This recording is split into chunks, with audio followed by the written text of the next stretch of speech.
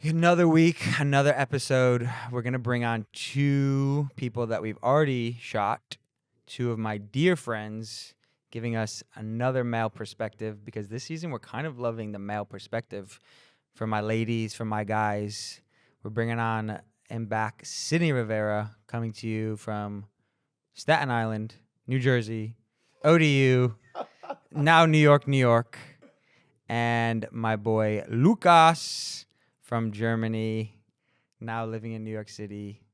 We're back. He's back here in what is now almost a year now you've been living in New York City. So you're almost a full year into New York. So welcome. I remember the first podcast I shot was a weekend living here, right? Yeah. Yeah. So here we are. Yeah, it was a week. It was a week. I always talk to her. That's good. Yeah, no, we're bringing my girl Caitlin. Shout out to Buffalo, my girl that's behind the scenes. I love her to death, and she's actually so smart, and she has so many good perspectives. No, we're not cutting that out. I'm the leader here. Okay, so today we're gonna kind of do a Q&A, and we're gonna ask some questions to you guys. I'm gonna bring in some, things we know some of our fans. Lucas has fans. He's like, I don't believe it, but Lucas does have Who are fans. these people? I'll show you. I'll show you after. I have people that meet and reach out. greet. And we're gonna answer the questions that from my clients have sent in. We're gonna do more Q&As this season, so keep sending into the email, keep sending into my DMs or at Jay at the Hitchman, and we'll keep kind of answering them here. So the question is, I'm tired of swiping on the dating apps. It feels like everyone's just looking for a casual fling. How do I find someone that's serious? I think this is a great question for Lucas. We're going to start off Lucas because I feel like Lucas, this you can bring good insight to our fans for this. Mm-hmm. I'm still trying to figure that out myself, to be honest, because I'm swiping a lot and I'm actually looking for something more than casual. But I believe most people on dating apps these days are not really emotionally available. So that's a little hard, and I don't do much outside that world in terms of dating. If I go out with my straight friends, and so it's not really kind of meeting people in the wild. Yeah, on a wild environment. So yeah, I mean, maybe I guess the gym might be a good spot. See, we just talked about this. We're gonna on Saturday morning. We're gonna go to Equinox Soho, and we're gonna talk to people. Because the thing is, at the gym, listen, there's two things. I like to go there and to work out. I don't really like to talk to people. But there is that also the aspect, and I was like, it's really funny because when I was there, I was also watching all of these people that were beautiful, but you could tell that everyone was a little awkward, right? Like they're at the gym and they're not people aren't just kind of feeling themselves. Everyone's kind of walking around feeling like So I think there is that way to kind of break the ice, right? And to say hi. I do that. I mean, I have clients that I've gotten from the gym that I see this is a good looking guy or girl, and I'm like, are you single? I'm a matchmaker, and I just start talking to them, and you'll be surprised how many people actually want to talk. You know what I mean? It's a social setting, so of course there's some people that just want to work out and they don't want to be talked to. But if you're giving body language, or like we talked about in the a couple episodes ago, there's 8 points of contact, right? So if if you're having eye contact with one person over and over and over again, or you're kind of turning, or you kind of see that you guys are kind of in the same space and you can feel an energy, you should say hi. You know what I mean? I think there is an energy behind that, and the idea is shoot your shot. I don't know why. I feel like I have to take inspiration from the straight world. How does that work? If you're on a dating app, are people looking for something casual? And if not, what other kind of platforms would you kind of use to meet a girl? No, I think it's a great question. Last episode that I was on, I think you just got to put yourself out there. People don't know what they want until they find it. So regardless of if someone says, and it's a double-edged sword, right? Regardless of if someone says, I'm just looking for something casual, it might end up turning into something if you two just hit it off. You know what I mean? So giving it a chance, I think, is important. I had last Thursday at work, one of my clients actually we're having this conversation, and he's a divorced guy in his second marriage now for 30 years, has different kids with in his different marriages, and he had told me that when he was single in New York, he would be upfront and say, "Hey, I'm not looking for anything," and that was just a consistent thing for him until his now wife of 30 years the right person. just kept sticking around. He told me that he was like, "Hey, I'm not looking for anything serious, casual." She was okay with it, and she ended up just sticking around. And 30 years Persistence, I later, tell you, persistence. Yeah. I mean, I'm so much like I'm a big believer, right? In like constantly, and it's funny every time we talk about this. For me, I think you have to put yourself out there, but I think sometimes you, Lucas, have you put people in certain boxes, right? Like, oh, this is just this kind of friend, or this is this kind of friend, or this kind of friend. I think for you if you start dating or meeting people and you just kind of get to know them for who they are and not putting them in a box of like, oh, they're just this friend or that friend, and you just kind of get to know them for who they are, then I think that will also change your how the outcomes will kind of be. I guess so. Because it's like before you even meet the person, or really before you get to know them, you're already like, oh, this person's gonna be this. Damn, I'm so toxic. No, you're not. I figure, wow. You're not. I am the problem. You're not. You're not. Yeah. You're really just not. learn. You learn. Yeah, from it. no, Yeah. I guess. But I'm persistent. I have to say, You that are. is a good character trait of mine. Like, if I Yeah. do like someone, I will go for it. Yeah, you are. Just I haven't believe in that. come around that person just yet. Yeah, but I mean, we talked. I mean, you've moved across the country for someone before, and you've done that, although it didn't work out. There you go. No, I love There that. you go. Always are. I think I love also about both of you, which is why you're both on this podcast. You guys are always dating, right? You're always kind of looking for love. Whoa. What? You always have been, right? Since college. You always and you've been in a relationship since college. No, Pretty much. And No. you were always the guy in college in a relationship. that's not true. I feel like I could say the same thing about you, Jason. Yeah, I mean that. I know. I'm not arguing and saying Yeah. I'm not. I'm I am a arguing. relationship. I am a relationship person. I love being in a I relationship. never said I'm not a relationship person. I'm just saying that there's been a lot of pockets, which are important because that's kind of how you. Of course, you learn. You take Yeah. you take the lessons from your previous relationship and then you apply it. You might not meet someone until you do, but yeah. But you always kind of, even in those pockets of not being in a relationship, you always have your eye out. I mean, you should. Of course, that's what I mean. You know what I mean? That's just we're all That doesn't mean- all three of us are very much in that sense, right? It's the same idea. Like we all are people that love love, right? And any which way, our friendships is love.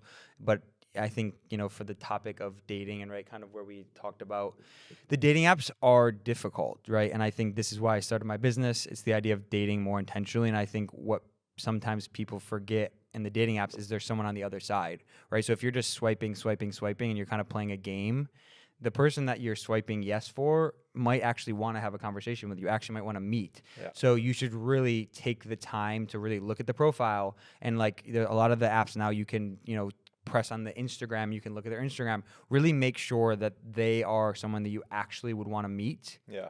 Because of course I think on Instagram, it's very dating apps are 8 photos and they are the best photos. For me, I always take a deep dive on Instagrams because it's for me, the fashion is important. So if I go to your Instagram and the way you're dressed is not it, it's a hard no. You know what I mean? It's those things are important to me. Those are just things for me. But on a dating apps, it's only 8 photos. So people put their best 8 photos, and it's a lot of times, you don't really get to know, and you just swipe yes. And if you match and then you never talk, your girlfriend now never responded, but you were persistent, right? And I think there is that side that a lot of people on dating apps do not respond. Yeah. And that is an issue, right? That's, like I said, that's why I started my business, because I wanted to start helping people date more intentionally, right? And then you also get feedback from, you go on a date and maybe it wasn't an exact match, but you get feedback from kind of what happened. So I really have to go on a date, to be honest.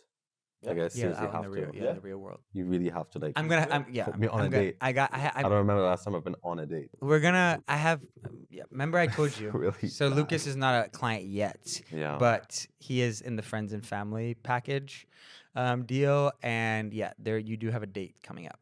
We're going to make it happen. So we've been talking about this, but it's been in the works. But me and Lucas has kind of been like 2 ships in the night passing. So the question is, I'm a 21-year-old. 29. Oh, sorry. So the question is, I'm a 29-year-old and I'm having a hard time finding someone that has similar values to me. Is finding someone with similar values important in a relationship? I mean, for me, absolutely. I mean, 100%. I think that is one of the most important things in a relationship. I think also the values really tell you a lot about who that person is. If you're going to have children, how you're going to raise the children. If there's red flags early on and you're not finding the right people with the right values, then you need to be going and looking in different places, right? If you're only dating through dating apps, ask your friends to set you up. If you're, not meeting the right people where you are, I think there's always the idea of you have to change. You have to kind of switch your strategy up. But I'll let these guys also answer. I think your last point is the most important. To answer the question directly, I think it's important for me personally, aligned values, fitness, eating right, taking care of yourself, family, all that's important to me. So I would expect, or I would look for that in my partner. But I think thinking outside the box or changing your perspective if something's not working, if you're just on the dating apps, you can change your strategy. Change your strategy. We live in New York City. There's people all over the place. I think you had just mentioned if you're in a bar, in a coffee shop, and wherever you are, and you put yourself out there. You lock eyes. Those 8 points of contact. You need to. I don't know what all 8 points of contact are, but I mean, the 8 points of contacts are like if you're in a space and there needs to be at least like 8 different, like if you're gesturing to someone and then they look and see you, then you catch eyes, and then you look at them and then they're not looking, and then you guys catch eyes again. That's kind of the 8 points of contact. You have to. So if you're in a public space and you see someone 8 different times and you guys look at each other or you point in each other's direction, then that they know that you're there, and that's a good way to probably go approach someone. Yeah, I would say, if the dating apps aren't working, the easiest thing to do is to go up to someone in real life, say hi. Shoot your shot. Say hi. Lucas. I guess so, like have like friends set you up with a person, I guess, because like your friends will know you like better than yourself, I guess. So like sometimes I feel like that's a way, but that might go. And how lucky are you that your friend is a matchmaker? Right. Yeah. Yeah, we're gonna get you there. I got you. This is a great question. It's going to be for Sidney. So I'm a working professional and I work very long hours. How do I find the time and the right partner to settle down with, finding a good work-life balance? Sidney, this is for you. I'd love to know what type of work it is, because I feel like that'll help guide in a specific way. I would resonate with that. I feel like I'm in an environment that is similar to where I'm basically a franchisee of the company I work for. I run my own business. I have my own clients. I'm doing all of that. So, if I don't get up and go to the gym in the morning, 5 a.m. wake up, I'm typically coming home at 10, after 10. So I feel like I understand. And I would just say, you have to find efficiencies within your day, find ways to carve out time, because whether you're in a building phase right now within your business or you feel like that's going to be for the long term, you have to find that way to make sure that you're going to be able to spend time with a significant other, spend time with the family if that's what you want, because work is always going to be there, but your life at home, family, your partner is super important to balance that. So trying to find efficiencies within your day, saying no to specific work events, especially if you're out 4 or 5 nights a week. You don't have to say yes to everything, but I've been really having to try to find like a good work-life balance. I think that's like, being able to like shut your phone off, right? And being like, the work is done today. This is now my time to spend with my partner, to spend with my friends, and like to really kind of turn off that work side of it, because it does, right? And I also think sometimes, to answer also this question, sometimes people use work as an excuse. And, we all live busy lives. We all have things going on. There's, Lucas travels like every other day of his life. I mean, it's like, but you find the time, right? You find the time. If you want to meet someone, if you want to go on a date, you make it happen. And I think that is something that when people say, oh, I don't have the time, it's probably because you're not making the time.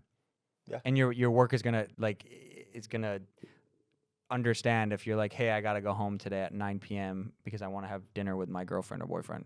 Yeah, but I guess it's also like having the right support system. If the other person on the other side isn't really supportive about your lifestyle, then it kind of you have to meet kind of like 100%. you know in the middle. So I feel Yeah. like that's really important. Talk more too. about that. I think that's actually a really good point. No, I'm just saying. I feel like I have like a really random example, but I came back the other day from a trip, and I wasn't really wanting to go out, but I had friends in town that were visiting, and I had them push me to sort of go out for dinner. You know what I mean? Like they were helping me kind of like push myself to like Yeah.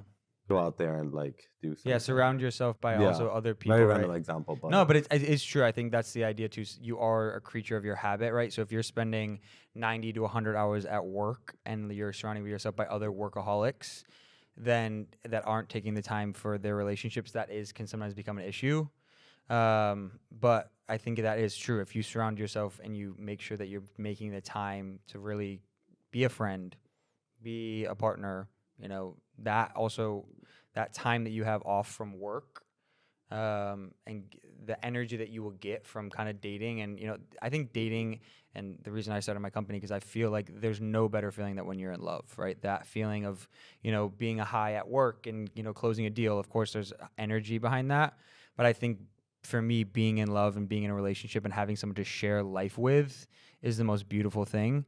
And being in love will also motivate you in your job, right? So if you give the time and the energy, right, I think to dating and finding a good balance, and you find the right person, that will also motivate you in your career, right? To provide for the family, to, if you're going to have kids, to provide for your kids. That is another aspect that I find a lot of my clients, when they find that balance between work and dating and they get into a relationship, they're like, oh, I didn't realize actually how motivating it is to be in a relationship and want to like buy presents for my person, or, take us on a trip and work towards that, or save money to buy a house.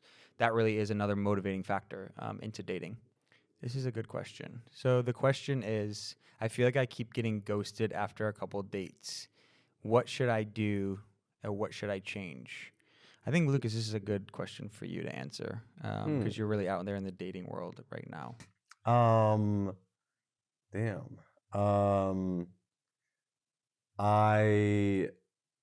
don't really know how to answer this question because that never happens to me. No, I don't really go out on dates like that at the moment. So yeah, but it is. You do see people though. You do that is another aspect of dating. Yeah, I feel like maybe if that goes back to like not having the same sort of like same interests and I don't know what's the word values.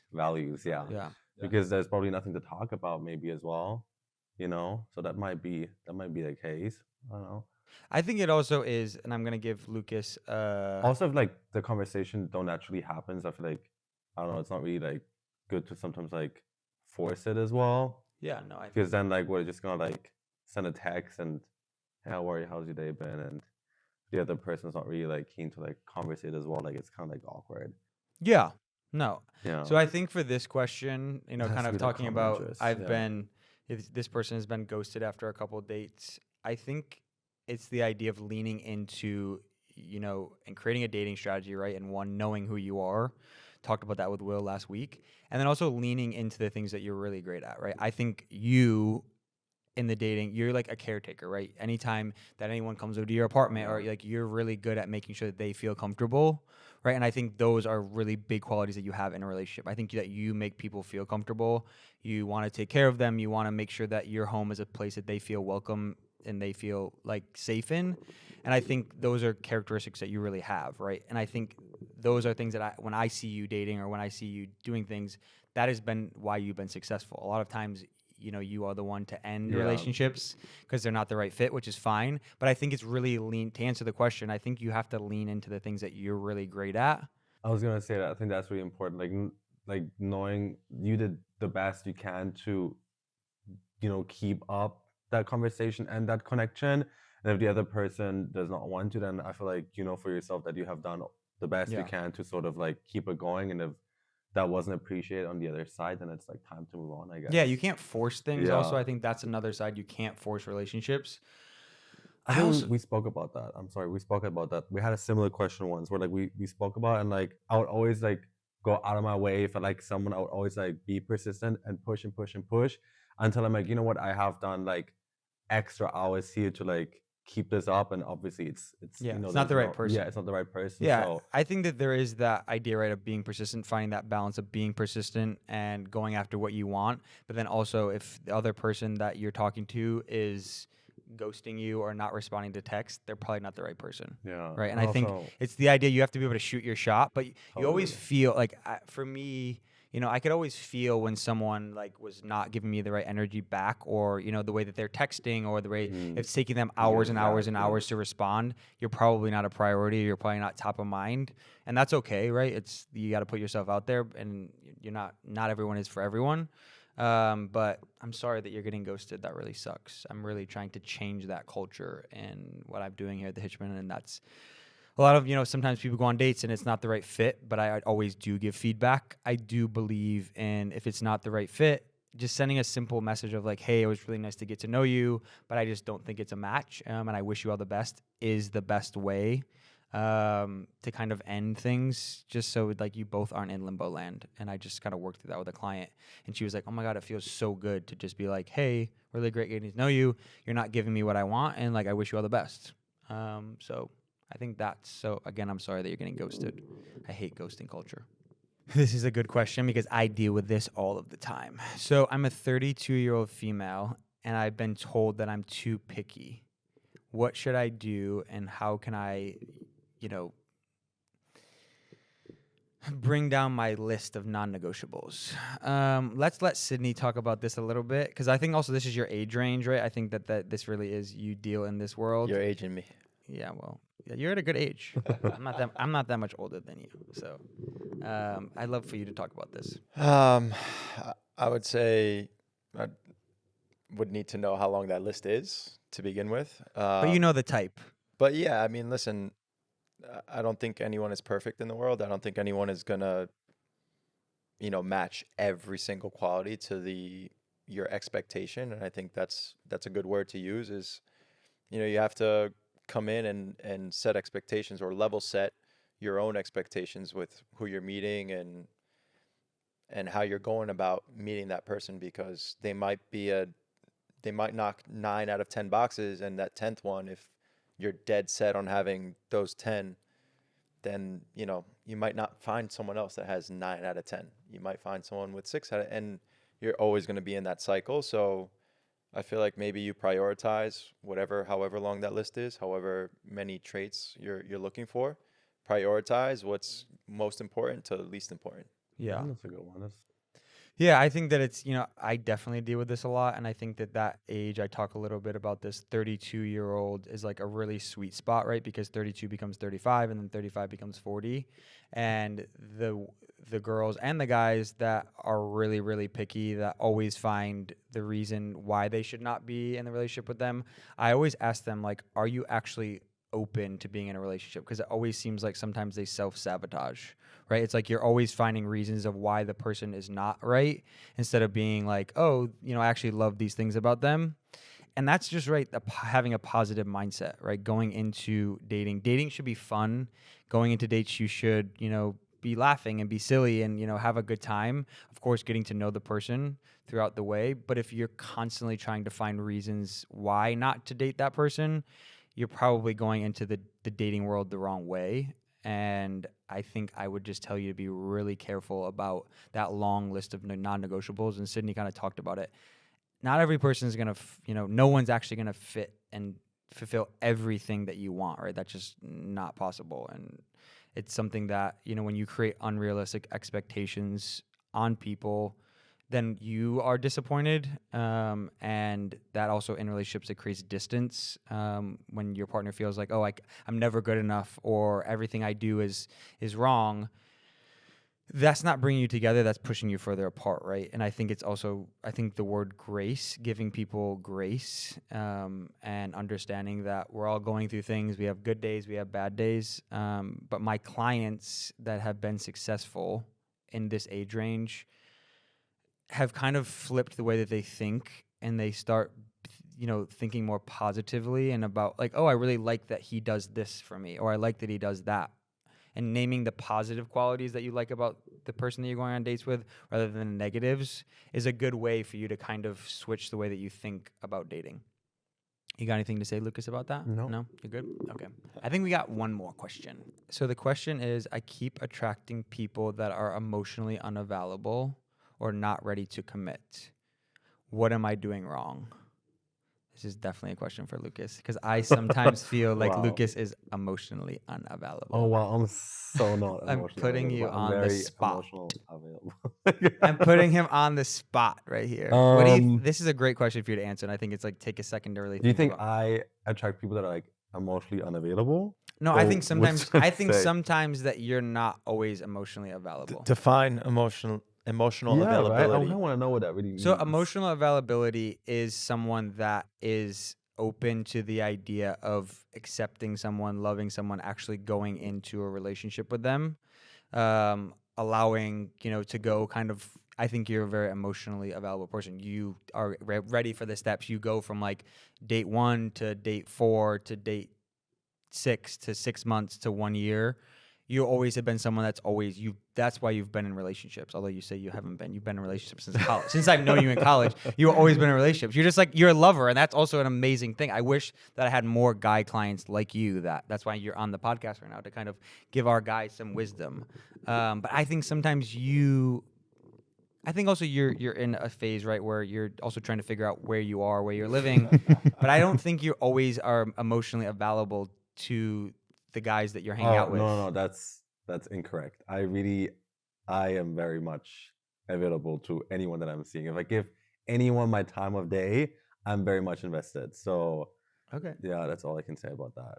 Okay, fair enough. Yeah. I think that sometimes it really is on a first date or a second date, you really have to be able to vocalize what you're looking for. I think that if you're finding guys or girls that are emotionally unavailable, you got to be able to talk about that on a first date, right? I think sometimes people get scared to really ask people on a first date, hey, what are you looking for? What do you want in life, right? Sometimes it feels like it's surface level. And you have to be able to ask difficult questions. You have to be able to say, hey, like eventually, do you want to get married? What's your timeline for 5 years? Do you want children? What do you see kind of moving forward?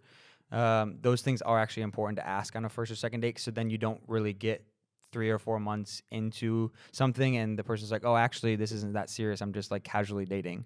And then you're like, oh, well, you've never asked that question. So how would you know? So I guess it's what like the advice is to be like vulnerable and be like honest up front. Yeah, right? Oh, I don't know. You said those questions are surface level? Those are No, I'm saying a lot of times people go on dates and ask surface level questions like, what's your favorite restaurant, or what trips do you go on, down and be like, yeah, right? Yeah, I think so maybe that's a good advice. I mean, either way, dating, like time is money, and time is, I mean, for lack time of is value, especially in New York. Value. Yeah, time is valuable, and everyone's time is valuable. So if you're gonna take the time out of your night, out of your day, to see somebody, then you might as well make the most out of it. Ask the difficult questions. Yeah. Mm-hmm. And sometimes you might not get the answer you want to hear, but at least you asked it. I love that one. I think that's great. All right. Well, thank you guys so much for coming on. Another Q&A session done. My boy Lucas and Sidney, we appreciate you. Keep sending in your questions. We're here to answer them. Thanks so much for listening in. The Hitchman Podcast, Dating and Love. Staten Island is in New Jersey, by the way. But you lived in New Jersey too. Staten Island, New York. Bye.